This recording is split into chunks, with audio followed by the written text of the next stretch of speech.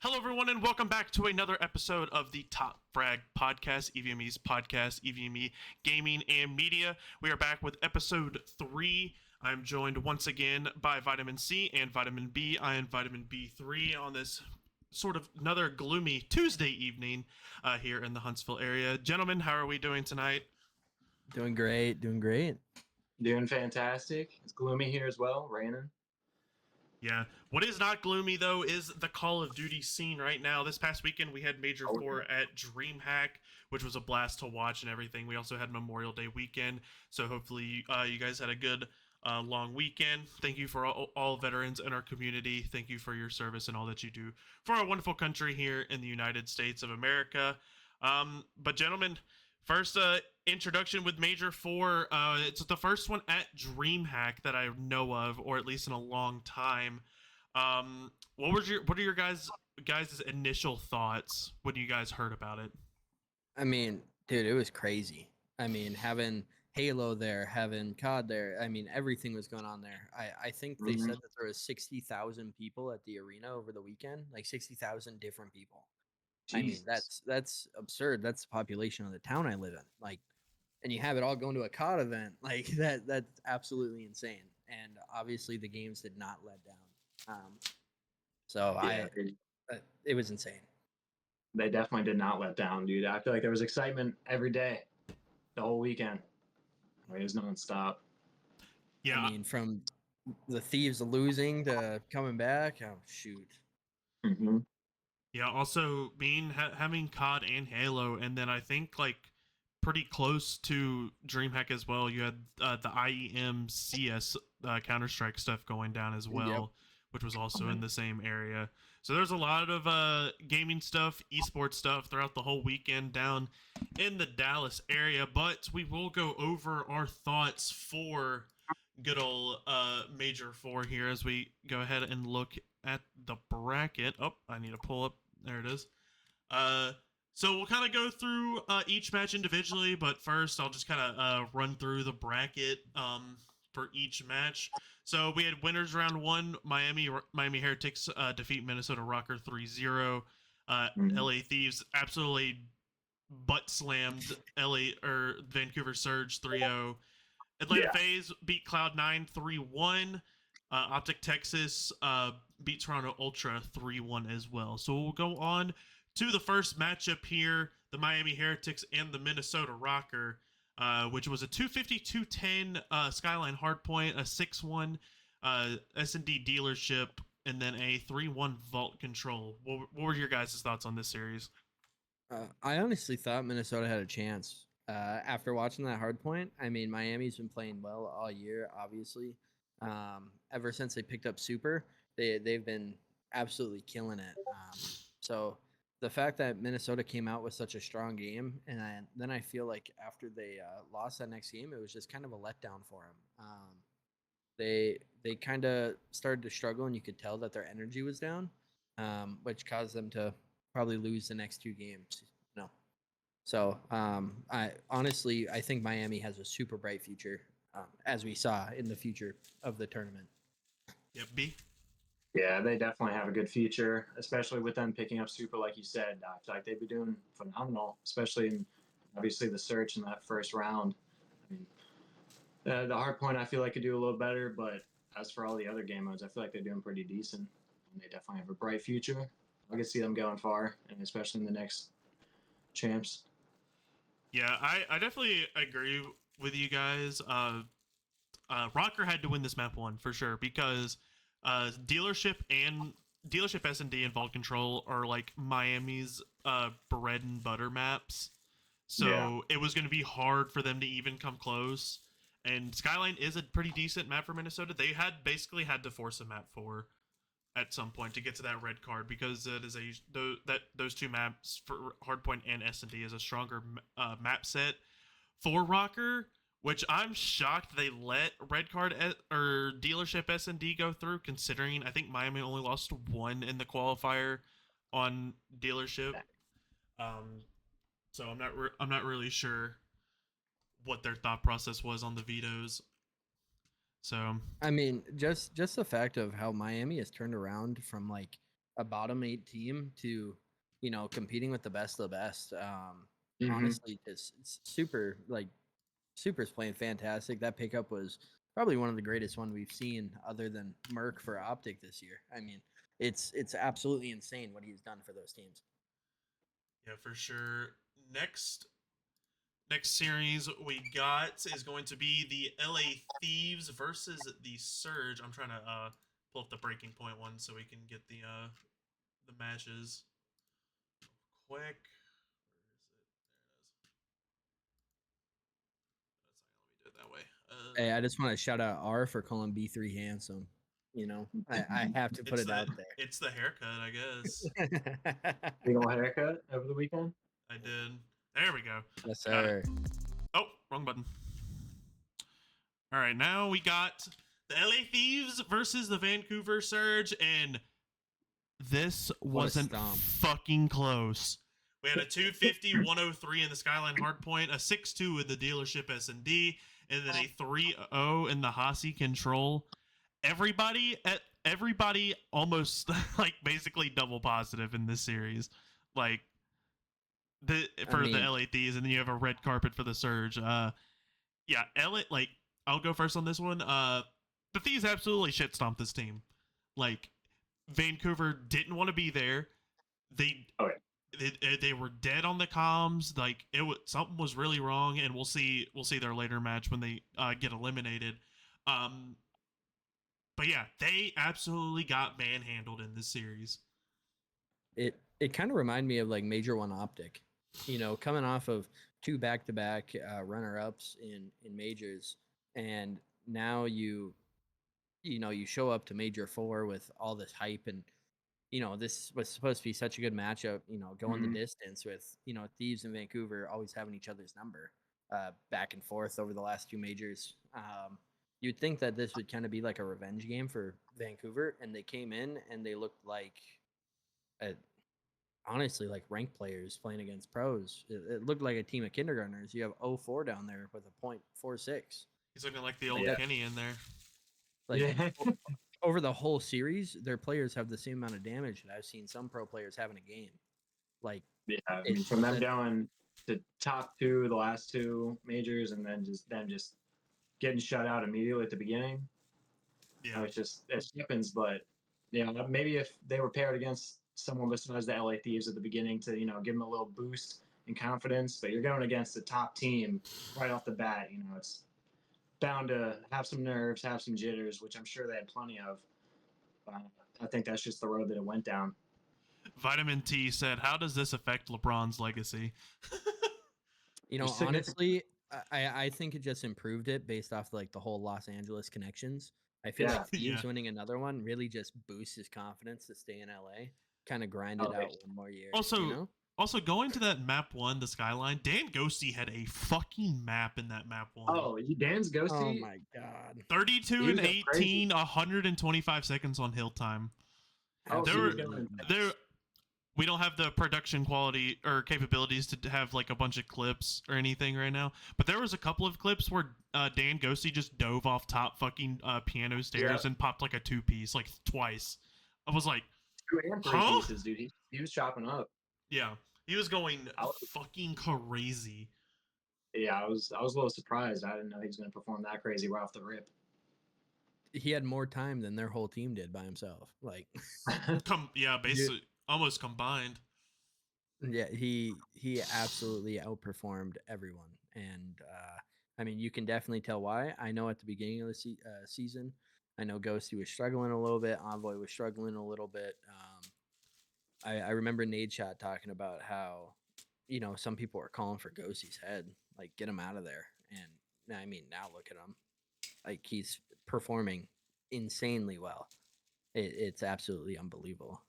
Yeah, but most of these people that were calling for Ghosty's head are just stat sheet readers and not like they don't watch the actual fucking game. Yeah, that's fair. So, but any final thoughts on this absolute shitstorm? Uh, I don't know if there's any much more to say. the Thieves is just dominant, man. It's gonna take a lot of money to beat that team. It's okay. The Surge got shit on, and then we will move to the next series, which is going to be Atlanta FaZe versus Cloud9. Atlanta FaZe get the 250 142 win in the rewind hard point. Lose the S&D 6-4. Cloud9 is that's the only map they're able to take.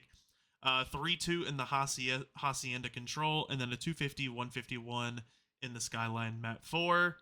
Honestly, besides the scoreline, this series wasn't even fucking close, to be honest. Yeah, Yeah. I mean, phase is just you have out of the top 10 players, you have 4 of the best KD players in the league on one team. You can't even like compete with that.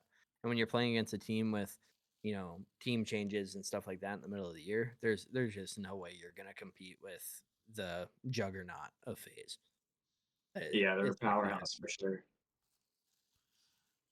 Like Yeah, 100 Thieves was built to beat this team. That's the only reason they're a thing. So, I mean, yeah, and the only thing that's like, I feel like we'll get to this later too. I think the only thing that's gonna be scary, like especially when we come to champs and EWC, if their hard point stays as consistent with everything else as it was in this tournament, they might not lose a series the rest of the year. well, I mean, they don't have an easy matchup going into champs. If No, Optics playing like how they have been, I mean, it could definitely be a competition going into champs yeah. in about a month. If they keep all the game modes, like if they play hardpoint like they played at this event and keep everything else like how they normally play, I honestly don't see them. The only team that they would probably lose to would be Thieves, and I think that series will be in the final and it'll be a best of 9. Like I think it'll all go 9, go all 9. Oh, for sure. So Well, and I mean, if it's ever a rematch of Major 1 and Major 4, I mean, they're 1-1 split right now. They Thieves are a little bit more disciplined now. They don't have people sitting at bottom zip line on a search round for the win. round 11 by Dumbest play I've themselves. ever seen. Yeah, dumbest play I've ever seen.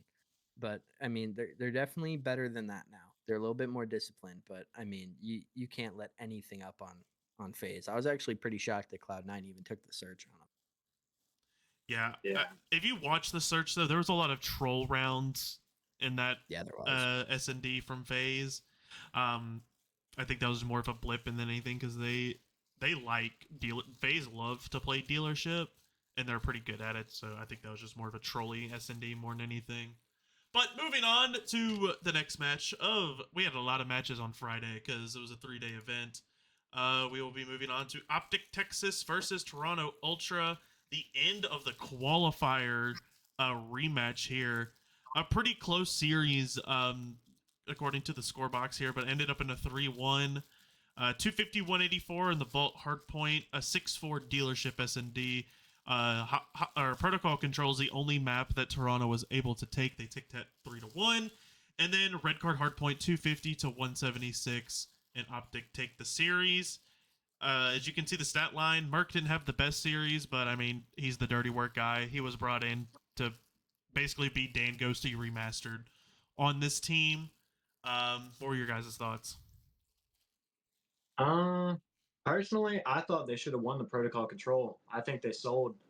They were, I feel like, up so much in lives. They had them in the spawn trap, and they just got out of the spawn trap. They'd go and get A taken immediately, and they just kept getting wiped. But they were in such a good position, I feel like every defense round, and they just kept selling it. At least for me. I mean, and then, of course, offense, I'm going for B first. I feel like, they'd get B, and then they'd just sell the round. No, See, I totally see what you feel by that. I mean, obviously you have Merc going on stage with the green wall for the first time, and you are Oh, in yeah. Texas, so I feel like you get that home team buff for sure. But Mhm. honestly, I think overall they played pretty well.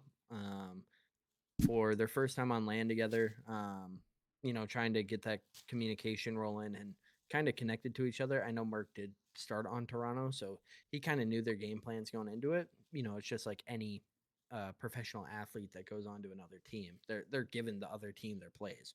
That's just how it works. So I feel like that definitely helped them in like their search and their hard points, just figuring out how Toronto played, and they definitely use it to their advantage. Um, Yeah. I I think Optic has a bright future. They played very great overall. So, I mean, they definitely have their ups and downs still where they still play very, very, very inconsistent. But I feel like they are going to do very well coming up here in champs. Yeah, I think they'll have a good placing in champs. It's gonna have to be done through losers though. I just don't see them beating FaZe round one because No, they're gonna have to take both hard points and an S&D. They're not winning at control. I'm sorry. I mean, No. FaZe is just it too was good at just the control. subs. Yeah, If the subs are on, they're a dangerous team. If the subs are not on, they're not winning. yeah. If Hook has another tournament at champs like he did, but he also needs to bring Shotzi with him like he did here at Major Yeah, Four. Because if Shotzi's not playing good, this team is cooked. So I mean, Yeah, they they gotta just have both going. they ran into the two hardest teams in the tournament. If you have where one series goes different and Vancouver drops out, 100 Thieves, or obviously everything has a little bit of luck to it. You can't just fully depend on, your situation happening and you're just absolutely cooking because that's not going to happen every tournament. But you're going through four of the best teams on your way there. You're playing Toronto, you're playing Thieves, you're playing FaZe. You're, the fact that they got as far as they did, I feel like Texas fans should be pretty happy. Yeah. I would also argue that Toronto, they are declining at the worst possible time. They have looked horrendous considering their matchup, like their top team matchups the past couple of weeks. It's not boding well for champs. I honestly, I like Insight. I like his like leadership and everything, but I think it's time for him to go. I mean, He's too inconsistent and slow. yeah, he is. He's really slow. Honestly, I think they look better with Merc than Beans. They looked really good with Merc.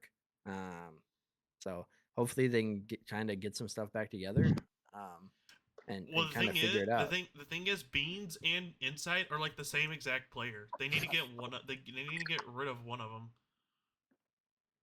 So I don't know what to do on that one, but we will see what Toronto does at champs. I think they play. Do they play Surge for? No, they're the 4 seed. So they play Carolina, I think. Optics the 7. Boston's the 8.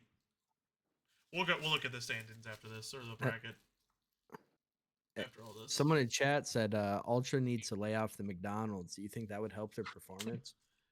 I don't know because they're using a controller. They're not playing sports.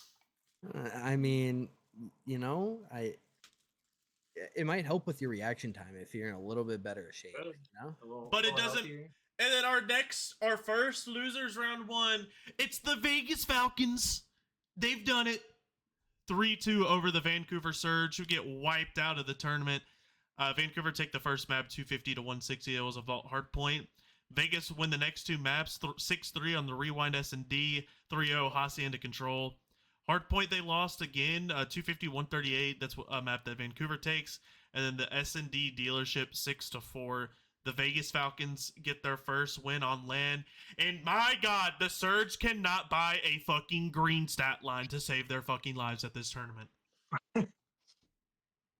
Dude, I'm telling you, it's Optic Major 1.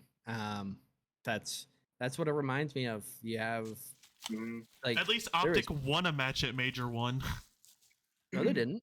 No, they lost. No, they beat They LA, lost to Miami. They beat LAG winners or losers round 1. Oh yeah, but even like look at the predict the winner.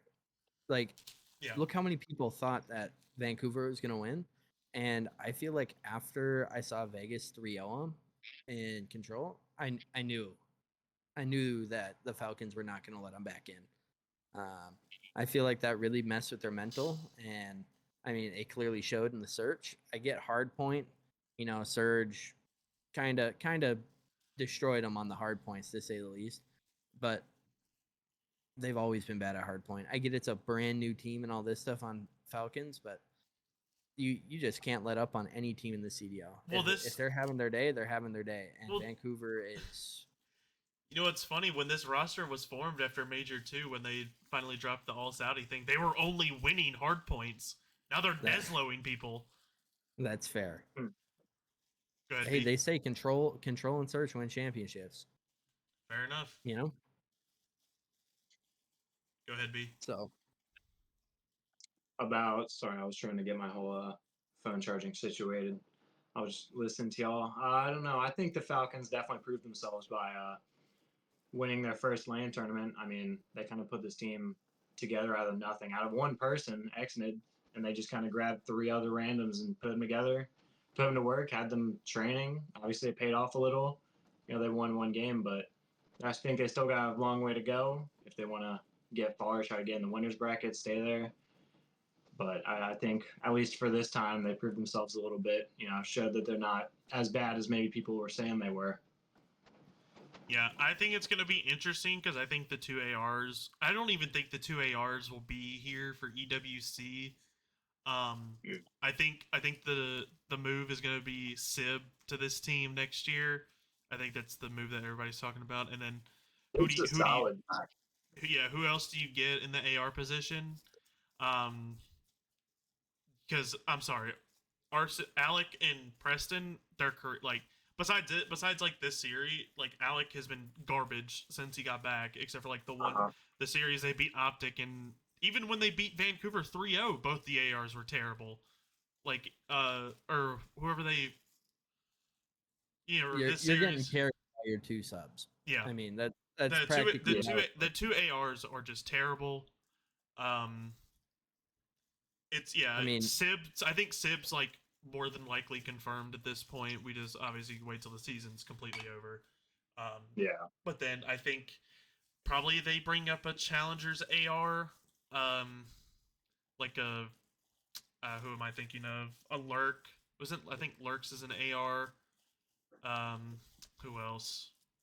Maybe take a like if you want a veteran presence like Brack maybe. Brack would be a good shout. Brack's been frying this year too in yeah, he challengers. has been. Um, See, I think depending on what contracts end up being over at the end of this year, obviously Thieves is signed all of next year as well. No one's yeah, gonna be leaving there. But you never know about, other players' contracts about if what if Dashy decides to leave? Or, some of those homegrown talents. Like Dashy's always been with Optic, Shotzi's always been with Optic. Um, I or don't. maybe you have some other teams that are trying to move on from something. Like you have no idea. Draza could be off of a contract by the end of next year. I don't know what the whole contract situations look like, but if you offer someone enough money, they'll go. So, I mean, who knows? Falcons could definitely be like a New York subliners type team and sneak in with some well-rounded players that just play well off each other with Fred Neckton. That's Yeah, true. I think because I think it all depends on what the other like bottom tier teams do. Like, what does Minnesota do? Like, are they going to keep Geo around? Geo would be a good shout on this team as well. Let's see what LAG does because I think Kiz can run the flex because Sib is a main AR anyway. So if you want to put Kiz on the flex because you're building around Exton and Pred. Oh, for Bottom sure. bottom fucking line. You're building around those two because those two Yeah, together are fucking gross at Call of Duty. They they're just need Simp and to Abizi. play good. Yeah. They just need good. They just need good ARs because these ARs, if they were like any better, they they would have gotten top 6 this weekend. They would have gotten farther than they did. Yeah, 100%. at least top 6. But Oh, for sure. That's not even really a question at this point. I mean, Pred winning the series MVP, and ever since even when he was on Optic, he was frying. Like there's no one who can touch that guy with a 10-foot pole right now. If he sees someone, they're dead. yeah, And it's if you just have a little bit of pressure to watch over that guy, if you get any half decent AR, see, I would have said like get Ken off of Minnesota because he's been playing fantastic on Minnesota, but I don't know how that Kenny and Fred I think they're thing. gonna want to go young, so I think they might go that Geo route if they poach anyone off of Minnesota. That's Yeah. fair. And And I love Geo. Geo is a fucking dog. Geo's great. Honestly, they surprised me a lot, but we'll get to that series soon. Yeah. Moving on to the next series, we have the Boston Breach and the Minnesota Rocker. Minnesota stay alive with a 3-2 win with their champs.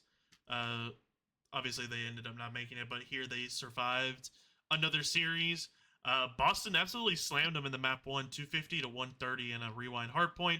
6-5. Minnesota take the red card control. Boston take the vault or red card S&D. Sorry. Boston take the vault control 3-2. And then one of the wildest hardpoint endings I think I've ever seen, a 230 to 229 on the vault hardpoint. And then Minnesota Rocker run away with the map 5 S&D 6-1. And you see the stat lines here. Yeah, Purge didn't have a great series, but he had a lot of damage. I think Purge is that dirty work guy. Cambion Awakening, they need to go. It's like I've been saying it all season to just like anybody who watches the league or anything. These guys are way too inconsistent.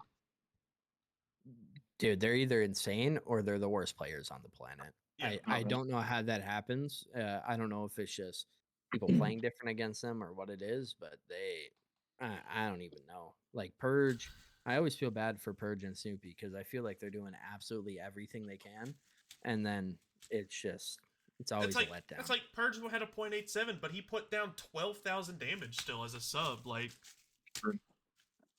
It's and like has he's high doing engagements. Yeah.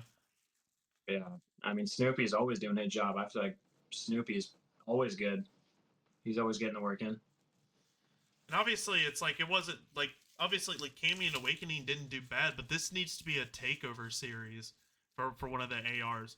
You had Kenny drop 10,000 damage and you lose the series.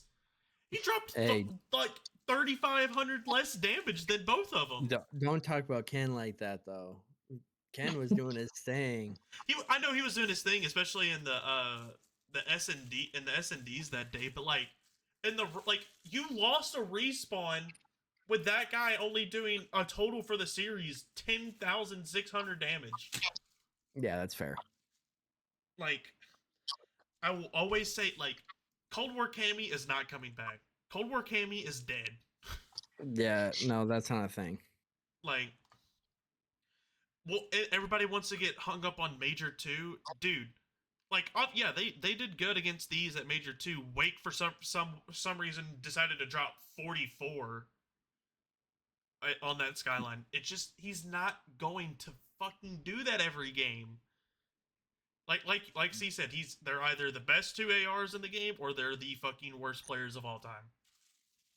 And normally, it's against, like, the really good teams that they're really good. But when they play like a lower level, like not saying Minnesota's a bad team by any means, but when they play one of those upper echelon teams, they play way better. They play Thieves, FaZe, Optic, Vancouver, Makes any no of those. sense. They play it's like they play down to their competition. Like they go into the game, they're like, oh yeah, we got this with ease, and then clearly they have a rough awakening. Yeah, a little too overconfident. That probably has something to do with it because. I don't know if it's you guys either, but I feel like against the lower teams, I feel like they just sprint into barrels and irons. They're not thinking as much. No. The teams don't know what they're doing. Yeah, I would agree with that. I love Nero though. Nero was playing fantastic. Shouts to Ken, man. After dropping a .33 in a series, comes back and he's just doing his thing. I know they're eliminated from. They're eliminated from champs now with the whole Optic situation and all that stuff, eliminating them. But I mean, props to Minnesota. They were horrible at the beginning of the year, and now they're turning around and they're actually being a competitive team. So well, I have to give shouts to that. It's not that they were horrible. Like Paul X wasn't doing too bad, but they were just like, oh, let's get to Game 5, Round 11, and not win. Like, yeah. Well, that's what I mean. Yeah, they didn't have a closer. And now you have one of the best closers in COD history with good old Quavo Ken. So, I don't know. Just shouts out to him. Yeah. Moving on to the next match. Another losers round 1. And this series was hard to watch because both of these teams looked fucking horrendous. Toronto Ultra took this series against the Carolina Royal Ravens 3-2. Uh, Toronto took the vault hard point map one, 250 to 155. Then Carolina won the next two, 6-3 on the dealership S&D, 3-2 on the protocol control. Then Toronto bounced back with the hard point, 250 to 175 on the rewind, and then a round 11 win for Toronto, 6-5 in the protocol S&D. Um, I hate to say it. I mean, Slasher had a good series, but this team sucks. I mean, I just don't know what happened. Tej was like an MVP candidate through the first two majors. He was absolutely fantastic. And something like even in preseason, they were 6-0. They were the best team in the league in preseason. And now magically they are horrible. Like horrible. LAG and them would have a tough fight. And I mean, props to LAG, they gotten a lot better, but it's absolutely unbearable to watch these teams. I don't know. I don't know. It almost seems like chemistry's going away. Like they're not playing as good as they used to. I don't know. Did you guys see that Zuma clip of there was a Toronto Ultra player who went mid gun and there was 4 guys watching Sidewalk of Grandmas from A point on Yeah. Ultra. Oh, yeah. It was Yeah. It Kenny. was it No, was it was absolutely it like, was what? it was yeah, it was during I think the last week or the second week of qualifiers. Minnesota was playing Carolina, and Kenny hops up mid gun, and all like Yep. 4 Carolina players are all watching the same fucking area, and he just How- pops up how- fucking Laying 4 down on the piece. stairs. How does that happen? You're a pro team and you have 4 people prone watching the same exact angle. Like That's. you, I mean, and you think you have chemistry, so you go to do the play and you're not talking and calming what you're doing. You're forgetting Yeah. the basic of Call of Duty. Calming like with your team and being like, that could have been solved by one guy going, "I'm watching Sidewalk," and everyone Also, else would. yeah, but one more thing before we move on from the series. This also Toronto might have won this series, but my insight get him the fuck out prop. It showed its ugly head again in this series. yeah, Yeah, okay, he had like he had a .8, but they still won. He dropped 10k damage when his other AR dropped 12,000. Like, what are we doing? and Beans didn't even have a good season. You just need to Serious, get Joe yeah, to see some help. Like I'm not a fan of Joe to see personally, but I mean, dude is him. you just you need to get that brother some help. I mean, He's sitting there. Kleenex popped off this series too. It was the Joe and Tissue show. Like, Oh yeah, for sure. Tissue. yeah, the Joe and Tissue show. That's what this series was. I love But yeah, it. Carolina at champs, they're getting double first rounded. I don't give a shit what for anyone sure. says. They're getting double Uh, first rounded. I don't know who they play first. I find think out. it's Vancouver. No, they but, play Toronto. It's this series again first. Fuck. No. Hopefully Toronto figures something out by then. Well, we'll see. Make it a little bit more entertaining. But man, I don't know if I could watch that. That was bad. Then we move on to it's the Gorillas beating the Cloud9 New York 3-0, and holy shit, what happened here? I didn't watch this series, so but LAG took the rewind hardpoint 250 to 223, the map 1, then a 6-2 red card S&D, and then they close it out in the Hacienda control 3-2, which is normally Cloud9's best control. What the fuck am I looking at? It was an insane series. I mean, as you can tell, they had them in. Look at the pick rate at the bottom. 3 to 233. And they 3-0'd them. It was absolutely insane. And the S&D wasn't even close. I don't know if because Cloud9 was in winners right away, they were like, yeah, we got as far as we wanted, and they just gave up. But Lunars had these, like, look at the total kills for everything. It was like 70 kills. Half the time you have people breaking 100. Mm-hmm. And you're getting 50%. It was insane. I don't know how it happened, but it was absolutely insanity. Shoot, we've seen people almost put more kills in a map than what Kremp and Zip had on the whole series. Yeah. B.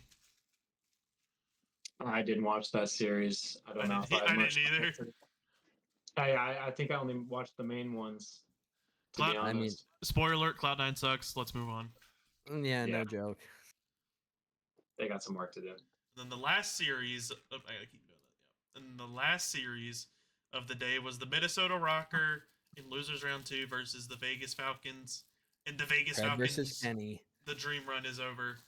Uh, Yeah. Vegas showed better in the hard points in this series. Minnesota took the map 250 to 222 on the rewind. Then red card S&D was won by Vegas Falcons 6-3, and then they also won the vault control 3-1. And then Minnesota won the next two maps 250 to 159 in the Hacienda hardpoint, and then 6-1 in the dealership S&D. And here it brings up the Riz Duckley head back. Get these motherfucking SMG some AR help. My God. I mean, it's just the main reason they lost is because every map that they played for Hardpoint, AR map in Rewind, AR map in Hasi. And the Like, ARs you are need just good AR control, and the ARs got absolutely fried. they by got Hugo. hork slammed. It wasn't even close. It was just slammage. You have an Yeah. AR with the least amount of damage on your team. That is a problem. And Yeah, and AR and, should be put a lot. and minus 26. By the way. Yeah, Mhm. get these Mhm. guys the fuck out of Vegas. Mhm. I'm no I pro mean, it's player, just a but filler team for next year. So they're just waiting. They just wanted a team to compete with for the moment. Slap something together. yeah, I'm really interested to see if they'll try to pick up a couple of challengers players for now for EWC or what their plan's gonna be. If they just ride it out or what. I mean, you can't stick with what you have. At least you need to get something put in stone for next year, especially because they're not in champs anymore and all that stuff. Their season is pretty much over. You need to make sure that you are trying to set up yourself for the future. Thing is with Yeah. the Sib deal, that I don't think Cloud9's gonna let him go before EWC, so that'll probably we don't know. It's Vegas. It depends what Vegas is going to do for EWC if they're able to get Sib before EWC or not. So That's fair. You do got a fair point there, but I feel like Falcons have their two cornerstones, and I feel like that's how a lot of teams work: is they get their two cornerstones and build around them. So I feel like they'll be an underdog going into next year, and I feel like they'll make some moves. Hopefully. I I'd like agree. to see them get far. Watch them just buy a crazy AR duo and they just win champs next year. Dude, that'd be something. They send 500 grand at two players. Come here. Jeez. Moving Now we're on to the semifinals, correct? It's still losers round 2, Same thing. but it's the Gorillas fall to the Toronto Ultra 3-1. I don't even want to read that map 1 scoreline. 250 to 34 for Toronto in the map 1 skyline. Oh, Is that the worst of all time? No. No, 30. I was gonna say 250 to 30 or like 250 to 25, I think, or something. Yeah, it was around the. And then LEG take the dealership 6-4, the dealership S&D. Then Toronto win the protocol control, and then Toronto won the red card hardpoint 250 to 246 that LAG threw away. By the way, they absolutely threw away that map for.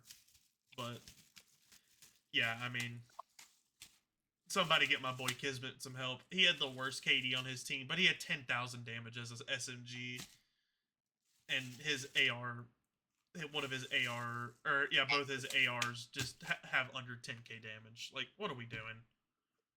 It Yeah, is in the top 10 for the worst losses of all time in Call of Duty Pro League history. It's not as bad as 250 to 3, like the number one. Oh shit! It's definitely close. Jesus. Yeah, it's insane. I just can't believe. I mean, it was just a total stomp, and Kleenex still found a way to go negative. Had to throw that out there. But Johnny had a great series. He was playing, one of the best pickups we've seen in a very long time. Fit into the system very well immediately, and he's just going out and doing his thing. I mean, you had two teammates end under 10,000 damage. So Yeah. And I they're mean, both dude, good for him. they're the ARs too. yeah, that's just tough. Like, get my 2 SMG, another team, get my 2 subs some help. Like, it's insane how bad these ARs are. Fellow, For I'm sure. sorry, love Fellow to death, but he's not getting back in the league after this year. I'm surprised they grabbed Fellow, dude. I don't know.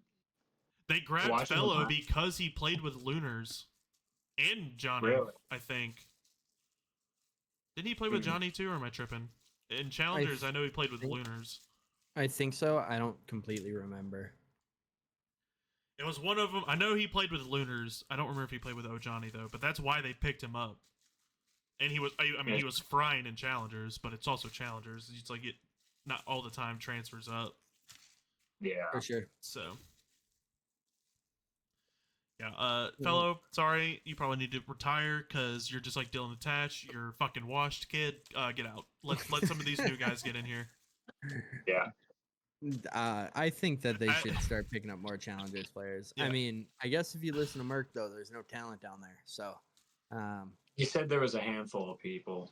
Yeah, Not a lot, but a couple. they're all subs. As one of the best players of all time, MC Celium told Dylan Attach, "You're retired. Get the fuck off." Mhm. No joke. That was great. He literally, forgot about I don't know if you've seen it, B, but after when they played him at Major 2 and sent him down to losers, he dead ass walked over to like during fist bumps, told Sib he was dog shit, then looked right at Dylan Attach and said, "You're fucking retired." I did not. That's funny. So that's totally a sell thing too. I mean, I get it, but I don't get it at the same time. But respect. If you have the balls to say that, you have the balls to say that. Yeah. I mean, Dylan Attach is one of the great, the better players of all time, but like individuality, like this year he was terrible. He wasn't great this year. That's for sure. I mean, sometimes you just gotta know when to hang it up, and sometimes 2 people years stick on too to it long.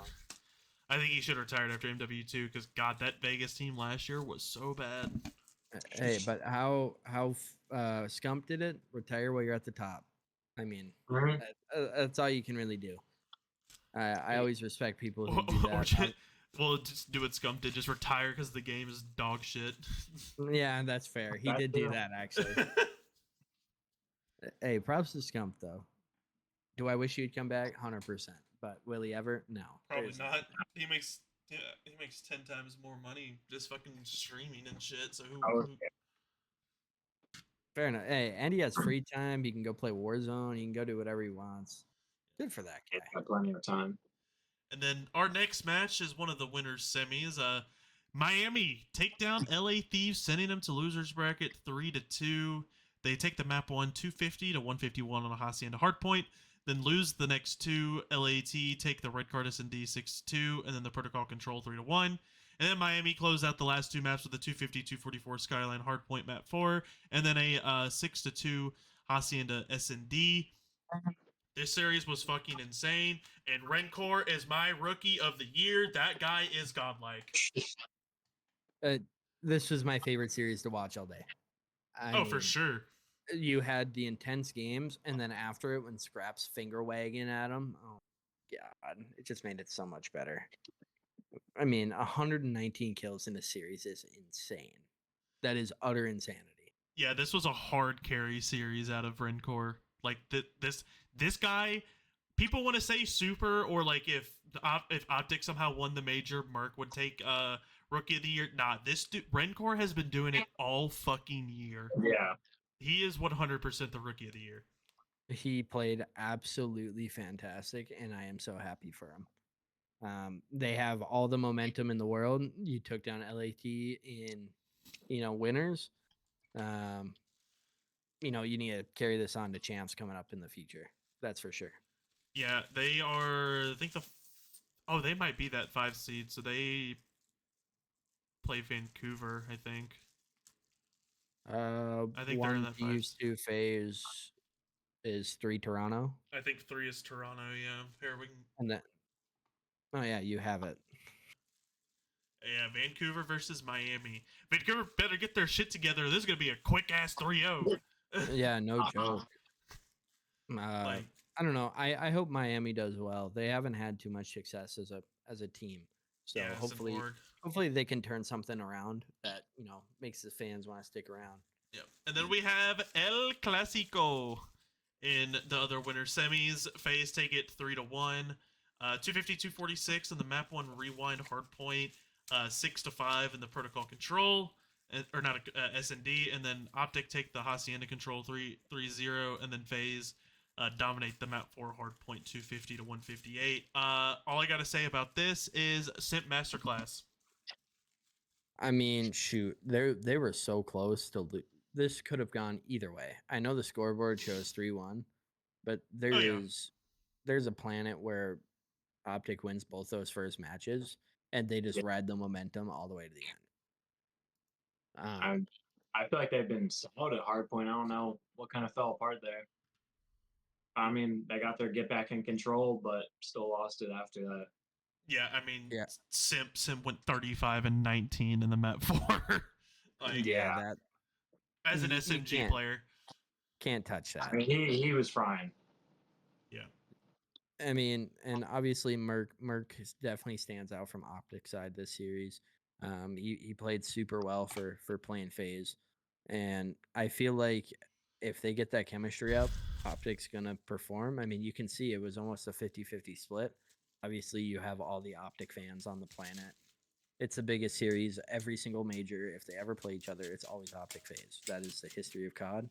It's just FaZe is a lot more accustomed to it by now. So Yeah. I feel like they'll do very well if in this upcoming rematch in about a month. The only problem, if red cards in this set again, which it more than likely will, considering how the vetoes went here, Dashy, you need to fucking do something, man. What the fuck is this on this map 4? What, he dropped 8 kills? 11 and 32 on map 4. Dude, Yeah, what? This is an AR map. What the fuck is this? He was having a rough time, dude. I'm surprised he was not performing at all on that map. They had Ken back on the team. Literally, they had Bruce Kenny out there. Yeah. But Quavo Brucey. Quavo Brucey. All right. We're gonna have to go through these quick. All right. We have LA Thieves and Toronto Ultra in losers round 3. This was domination. Yeah, I'm not even gonna go onto the scoreline on that. Yeah, Thieves is absolutely, besides the one map, destroyed them. Same thing with the Optic Texas Rocker series. It's no surprise. Hey, Ken played pretty well though for taking on his old team. That was super cool. I thought the storyline was great. Yeah, I think after Optic got to after they won winners round 1, Minnesota had to get top 2. If they ended up winning this, it was honestly pretty possible because have we even seen this team play LAT? It would have been I was gonna say it would have been a weird matchup. Yeah, it would have. Especially if Nero's doing this. I feel like Optic had a better chance to take down Thieves out of both of them, but I feel like Minnesota, if they would have beat and snuck all their way up there to play Thieves, they would have had all that momentum. And they would have absolutely just shocked the world. Well, yeah, and especially when Estrel and Nero are fucking frying like they were in this series too. Like, I mean, you don't know what's gonna happen. Nero is my underrated player of the year, so I think Nero is absolutely insane. Also, going back to the Shotzzy inconsistency, this is 2 series in a row where he's fucking 0.7. Yep. Inconsistent. Yep. And then we move on to the next series, which was on Sunday, LAT and Optic Texas. LAT took this one 3-1. They kind of LAT low-key trolled the map 1, so this easily could have been a 3-0. Optic trolled control. Yeah, Optic controlled the control. But still, like Thieves controlled the skyline, and then Optic gave them the control. So it's like, and then Yeah, Absolute Slam Fest on the map 4. Yeah, that wasn't even it wasn't even close. I feel like after they lost the control, they just knew. And Yeah, they did. I mean, you let 3 people through P4 when you're Hey, yeah, holding what was that? P3 top Was that part. the vault? Yeah, Yeah, that was a slammage. absolutely embarrassing. I mean, Scum's sitting there like growing a vein on his forehead watching this. Yeah, it was really bad. I want to know all the trash talk from Nate Shot after this. It was probably legendary. He wasn't even at DreamHack though. I don't think. No, he was on his phone. Yeah, or he was Yeah. at home. Yeah.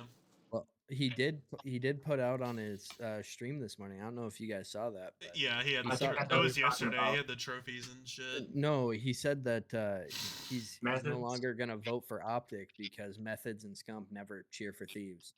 So I he think thought it it was was like just a method. homeboy thing.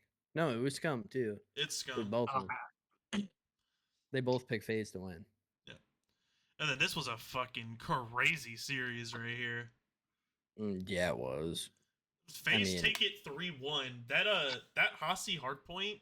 the Hostia hard point. That thing's going down in history, dude. Yeah, Yeah, that's well, gonna be the greatest hardpoint played of all time. I think. Like what was it? 215 or 250 something to 240. It was the scoreline when FaZe started making the. It was 249 to like 190, and they got all of the P4 time. I Yeah, mean, it was insane. Yeah, but Miami Okay. take the hot map 1 250 to 249, but then it was Atlanta FaZe doing FaZe things, taking 6-4 protocol S&D 3-1 Hasi control, and then FaZe just love this goddamn rewind shit 250 to 216 in the map 4. Yeah. So they've always loved it. Even like at the beginning of the game, when they were terrible. Yeah, they still like rewind. I don't know what it was, but I think it's for them it's the most you have to play the fundamentals the most on this map, and they're more of a fundamental hardpoint team than anything. So like rotations and stuff, and I mean they just have the gunny to just hold all the rotations on this map. I Yeah. mean, it just shows how Simp and Abizi are, doing too. That's when you have Cell, probably an MVP candidate sitting right next to him. It's you can't do much. I mean, yeah, like watching the Abizi streak on this map 4 was fucking ridiculous. Yeah, the plus 17 is absolutely insane. I mean, he went on like a 12 kill streak. He just couldn't fucking no one could kill him. He was unkillable. Yeah, it was nuts. Yeah. I don't know how a team lets that happen, but I mean, good for them. FaZe is going to be FaZe. Fortunately, they didn't win it, so sucks to be them, I guess. Yeah, and then we get to the losers final 3-0 for the LA Thieves. This series honestly was closer because there was a couple of rounds in the S&D that Miami kind of trolled, I feel like. The control was just Thieves control, so that was kind of, but like Miami trolled a lot of situations in the Vault hardpoint as well. But other than No. that, I didn't think there was pretty a dominant. chance Thieves were losing this. After the whole Scrap situation, there was no way that Scrap was not going to absolutely obliterate this team. I think any way Miami was gonna have a chance on winning this was taking map 1 and then taking that into the red card S&D, that momentum. Because there were so many rounds that in the red card S&D that Miami just trolled like a 2v1. That's fair. Yeah, my favorite part was just watching them all shoot bodies at the end of the ball game. Oh, that was control, great. yeah. That was so Yeah. much It was fun. fucking hilarious. Shoot. And Well, I mean, there's really nothing to talk about this series. If you need your thoughts it out. was slammage. It was just slammage. And then we move on to the grand final where Thieves ended up taking it 4-2. Really, besides the last map, the Hacienda Control, this series literally could have went any way except for really the map 1. 250, 177 in the red card hardpoint. 6-4 in the rewind S&D. Yeah, LAT took the first 2 maps. Then FaZe bounced back the next 2 maps. 3-2 on the protocol control. 250, 235 in the Skyline hardpoint. Thieves then win the next 2, 6-3 in the red card S&D, and then 3-0 in the Hacienda control. honestly, again, I know with the way the vetoes and stuff work, uh, like basically FaZe had to throw a toss up if they wanted to play uh Thieves on Hacienda S&D or Rewind, and it ended up being Rewind, which I think FaZe has played once since it's come Yeah, back. So, and I mean I mean it was still very winnable, that Rewind S&D, but that Hasi control was not winnable though. Not when you have Paco, the Lord and Savior of Yeah. Thieves, just going I think once, absolutely ballistic. yeah, he was going crazy for sure in the map, but I think once FaZe lost that map 5, I think they were just chalked after that, because I mean they got slammed on that map 5. Yeah, they did. Yeah. I don't know. Overall, it was a great weekend for Call of Duty. Yep. There was so much entertaining stuff going on always. Even those maps that we were talking about that were, pretty much straight slammage or horrible, teams playing against each other. Like they were just, it was miserable. There was still fun parts going over all of it, and Yeah. but just with all the stuff going on, because Halo was also insane, and they're going over that at the same time. It was just nuts to go through. So, um, I loved it. I hope they keep doing it every year. Yep. And now, before we move on to the season 4 update, we will not be doing COD GeoGuessr because we are running out of time today. Talking about the matches do take a little bit of time. We will go over the bracket for championship weekend, which starts on June 26th. So basically, exactly a month from today, or 29 days, is when champs will start. Winners round 1, we have LA Thieves and Boston. I have LA Thieves unless Thursday Thieves come out and Cammy decides to drop 50 in a hard point. I mean, if we see it and Thieves get knocked out round 1, I don't know what's going to happen after that. I'd be Yeah, surprised. no way. I'd be surprised too, but I said the same thing at Major 2. Like, there's no way. True. You got a True. fair point. You got a fair point. And then we have Surge Heretics. I'm going Heretics 3-1. I'm sorry, Surge have not shown me enough the past like 4 weeks. Yeah, unless they can put something together, they're just gonna get slammed. I'm calling Rencor Matt because I think they do their awards either on Thursday or Friday. I think it's usually Thursday. Rencor's going to get his Rookie of the Year, and then he's going to drop like a 1.6. Oh yeah, Hey, that'd be. you got to remember though, it is in Canada. You're gonna have the Canadians show up. It's gonna be in Toronto. I know Vancouver's kind of far away, but you're gonna have all the Canadians showing up. Actually, it's in Kitchener. It's not like an hour and a half from Okay. Toronto. You know what I mean. Yeah. So like you're gonna have a bunch of the Canadians there, so it's kind of gonna be like a home game for Vancouver as well. And I feel like if Vancouver gets on their shit and they actually play correctly, Vancouver will beat Miami. It would not surprise me. Let me just put it that way. Guess we'll see. Yeah, it depends what Vancouver we get. Because if we get Friday Vancouver from last week, it's going to be fucking 3-0. See you later. Vancouver's probably getting double firsted. For sure. Then we have El Clasico in winners round 1, Atlanta FaZe and Optic Texas. I'm going FaZe 3-2 round 10 in the map 5. Optic in 5. Yeah, I'll give it Optic. Probably. I think this is a Neslo. Not this is green fries something Optic in 5. I forgot. I can't rhyme with optic. That's a hard word to rhyme. So, no, I honestly think if just because they just played FaZe and how close the matches were and how Optic always performs better in champs than what they do in the regular season, I feel like Optic will make some noise. And if they don't win this series, I feel like they'll make a sneaky elimination bracket run. Okay. And then we have Toronto to finish off Thursday. We have Toronto Ultra and Carolina. This is the fucking I don't know if you guys watched the flank, but the Christopher Dufarte series of the day. Yeah, I'm doing Toronto in 3. Yeah. Might do it. Hometown. Yeah, I definitely could see that, but it also depends on which Carolina team will show up. So That's fair, but even if the good hometown Carolina, advantage. yeah, even if the Carolina team shows up, it's still going to be Toronto in 4. Fair. Yep. No, I could see Yeah. that. Because I think I get Carolina it. might take the S&D if anything. It's gonna be a great weekend. I can't wait. No, Oh, it's easily. it's going to be fun. So we have to wait a whole fucking month for that though. I know, dude. It's absurd. We have to go a month without COD. It's going to be really interesting to see like what teams will actually play good because it's a month from actual matches. It's just going to be scrims. Yeah. Yeah. Because I feel like That's all teams will probably take off this week with like since with everything, or at least a couple of days this week, and then probably just start going crazy next week. Yeah, I can see that. I think Optic should only scrim against Thieves just over and over and over. That'd be great. Just getting Maybe. some reps in against some good teams.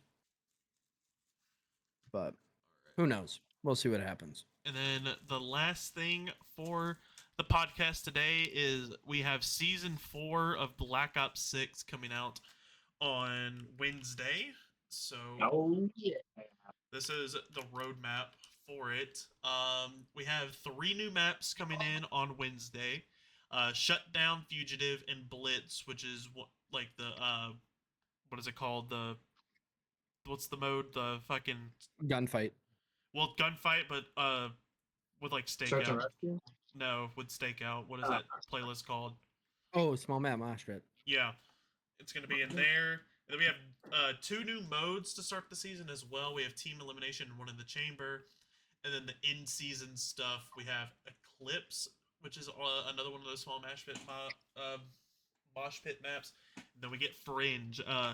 Why the fuck did we wait to put Fringe in this game this late in the season when it won't matter for ranked play? I don't know.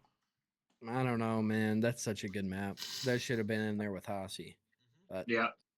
And then we have the Grim Reaper coming back, the score streak from Black Ops 1, and then whatever Party Ops is the other in-season mode. that is like the random between one and the chamber gun game. Sticks and Stones. You know, Is that where it switches around? Yep. Okay. It was kind of like that special off game mode in Black Ops 1, if you remember doing that. Think so. And then for Warzone, I'm a big Warzone guy, so I like this. We have the Overlook, a new POI in downtown coming. Then we have interactable cranes, which was not in the original Verdansk, but we have the horizontal zip lines those are coming back. Then we have 2 new well, technically 3 new modes. Okay, so 2 new modes or 3 new modes, and then ranked play is going back to Resurgence for season 4. Thank God. We have Clash for Dansk, which is a limited time mode. I'm interested to see what that is. We have Resurgence Casual, which is literally just BR Casual, where it has bots. Camo Grinders Rejoice. Thank God. Okay. Yeah. And then Havoc Royale, which I don't know what that is. Sounds. I have no idea. And then that new perk and Loot Master as well. Yeah, we have all the gameplay updates here. Hand cannon, a kill streak's coming in there. We have a search and destroy contract, and then a door barricade, a new field upgrade. That'll be interesting. Oh. Then Loot Master comes mid-season, and then the care package comes in mid-season as well. Another kill streak. The Loot Master perk, for those wondering, it will give you more items per crate you open. So you will get more cash, a greater chance to find field upgrades, kill streaks, higher tier gear, and like lethal and tacticals. So interesting. Yeah, that is not really the weird. Big but good for you. Yeah, and then go ahead. Oh, I was gonna say I don't play Warzone like that, but I feel like Resurgence will bring a lot more people to it. I know they were kind of hoping that ranked play Resurgence is just better. Like, I hope they have both. Yeah, like a different rank for both kind of deal. I mean, there's some people who love Big Map, and there's some people who love Resurgence. I like both. give them like their options. I personally, I feel like I will like Resurgence way more than getting sniped from the top of a rooftop every single game from halfway across the map. Yeah. But I feel like there's a lot of players who do enjoy, camping on top of a building with no skill, watching a zip line with bouncing betties, and so they can do that. And I don't want them in Resurgence, so they can stay over there. So make sure they keep Yeah. rank. Yeah, and then for zombies, we have grief mode coming back, which has not been in zombies, I believe, since Black Ops 2. So Town. that'll be interesting. You had grief on town, the two. You had it on farm and town. There was grief on Mob of the Dead and Buried as well. I don't think it was on Die Rise though. No, it was not. Yeah, and then we have What was that mode? grief. Grief. Player versus player. Yeah, it's basically it's basically okay. 8-man zombies, but you're fighting against each other like 4v4. Yeah. I remember that. Okay. It was pretty fun. You could like sabotage each other. It was pretty funny. Interesting. And then I also saw some leaks about how there's going to be a capture point in the middle that you can capture to grief the other enemies, like down a random player or make them lose the gun in their hand or something like that. Shit. Yeah, that sounds fun. That'd be a good addition. And then for Gobblegums, we got 3 new Gobblegums. Explosive Flourish, which is new, all new. Flavor Hex was in Black Ops 3. Rain Burbs, I think, is new as well. The new Ammo Mod Shatter Blast. New Dark Ops challenges, Grim Reaper as a support. Then we have limited time modes and events, which come in mid-season. Abomination Challenge, Starting Room Challenge, built in. And then whatever King of the Dead's going to be. Not big on zombies in this game, but for anybody that's King of the interested. Dead is just going to be an event where you eliminate zombies for custom camos and stuff like that, like there has been in the past. Nice. I might have to, if those camos are cool, I might do it. Yeah. Oh, for sure.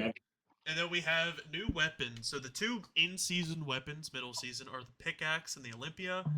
And then we have the Model 07, similar to the, what was it in MW 2019? The lever, it was just called the lever action, I think. It looks I very think it was similar actually to that. called the Essence, but It I might could have be. been. Then we have the FFAR coming back. I'm assuming it's going to be very similar to Cold War. And then the LC-10, the tryhard Warzone SMG of choice. I'm actually very excited for the LC-10. I loved using that gun. Yeah, that should be pretty fun, actually. Yeah. And then we have 2 new attachments. The G Grip, and then the Strider 3-round burst mod. Too bad it won't be used in ranked play. But and then you obviously have the operators and stuff, new bundles and events. And it actually did come out and say through the Rivals event is how you would get the Grim Reaper and the Strider 22 3-round burst mod. So. It says the G Grip was Battle Pass, so. G Grip might be Battle Pass. I was looking as we were. Yep, it is for the Battle Pass. It's just your normal grip. With something crazy on it, probably, or like some stat. It has an integrated laser and it helps with horizontal recoil, and it gives you a laser while hip firing, and then no laser while aiming down sight. Interesting. That's gonna be for like an SMG then. Yeah. Hip fire build. Their example is on what looks like a C9. I mean, a lot of the hip fire builds for Warzone have been on the C9, so yeah, for sure. But that's going to do it for the 3rd episode of the Top Frag podcast. Gentlemen, any final thoughts? No, I can't wait for more wonderful weekends of Call of Duty at Champs, and I'm excited for next week's episode. Yeah, ready for Champs. Sucks we have to go a month without any Call of Duty, but time to play some of our own. Yep, that'll do it for today. We don't have any more COD esports for a month, but we have I think the Rocket League majors that same weekend too. League yeah, so we'll have that. Obviously Valorant, I think I don't know if you guys watch or care about Valorant, but Valorant Masters as soon as well in Toronto. Hopefully they don't have that the same weekend. Oh, that would be miserable. All that in Toronto? No, it's June 7th through June 22nd. Oh, okay. So that's that. Oh, that starts soon. Hell yeah. Oh, that's a Uh, lot of days. Well, they do Yeah, that's they do bracket and then Swiss playoffs, and then they get into the actual bracket Oh, for geez. each LAN tournament for Valorant. Nice. It's gonna be interesting to see how, because Valorant's gonna be at EWC this year. They weren't at EWC last year because that's when Champs was for Valorant. So it'd be interesting to see. And I think I think the Counter Strike major is soon as well. Counter Strike in Dallas. I guess I looked into that. Let's see. I think it's in Austin actually. Oh yeah, Austin. 2025. It is. Oh, It starts on the 3rd. So yeah, we got a lot of esports coming up soon. So should be a good time. and then I think the next Apex event already up here too. I'm sorry, I love esports. Apex ALGS. Let me look. Year 5 Apex ALGS. I'm seeing. ALGS overview. Shoot, I can't find it. Oh, year 5 events. I feel like I should know what day this is on, just because I watch it so much. So, okay, they're still in split 1 for the Pro League as of right now. Regional finals are on June 15th. And then I think the event's probably the first week of July. Then maybe the next LAN. That's probably something like that. So that'll be fun. Yeah, something like that. There's group A and B. Will be they start getting into it heavy May 31st, and Yeah, the following weekends after. Yep, that sounds about right. And then I haven't heard anything about World Series of Warzone. I hope that still happens because I kind of want to test the luck. Me and my buddy, we want to try to do the qualifiers at some point for that. But yeah, anything else before we head on out of here? No, it's a good might time to be be it. alive. It's a good time to be an esports guy. Yeah, for sure. But this has been the 3rd episode of the Top Frag Podcast, EVMe Gaming and Media. Make sure to join our Discord with the link just below our faces, and then follow all of our social medias, which will be on the end screen. And then I have been Vitamin Ep.3. That's been C to the left, B to the right, and we'll see you guys next week. See ya.